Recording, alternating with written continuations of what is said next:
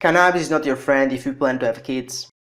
I wasn't planning on making this video. This is actually something I didn't know before the research I did for the last video where I talked about why cannabis has a psychoactive role in our brains. The link for that video is in the description below and it will help you to understand this video. To better understand this video, I have to briefly mention the hypothalamic-pituitary-ovarian axis, HPO axis. The HPO axis is shown in this diagram and it controls multiple aspects of the female reproductive physiology.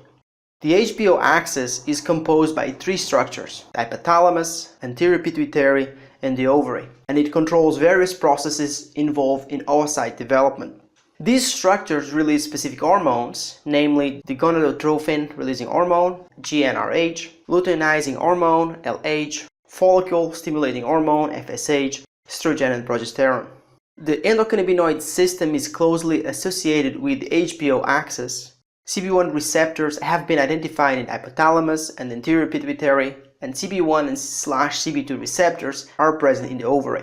Stimulation of the hypothalamic CB1 receptors with high levels of exogenous cannabinoids results in a reduction in release of GnRH, preventing anterior pituitary stimulation, which subsequently blocks the release of FSH and LH from the anterior pituitary gland, thus suppressing ovarian function, which negatively impacts estrogen and progesterone release. Chronic exposure to exogenous cannabinoids has been shown to delay sexual maturation, to cause menstrual cycle disruption, to depress ovarian follicular maturation, and to reduce serum concentrations of LH and sex hormones, estrogen and progesterone. When these cannabis users undergo in vitro fertilization treatments, they produce poor quality oocytes and have lower pregnancy rates when compared to non-cannabis users.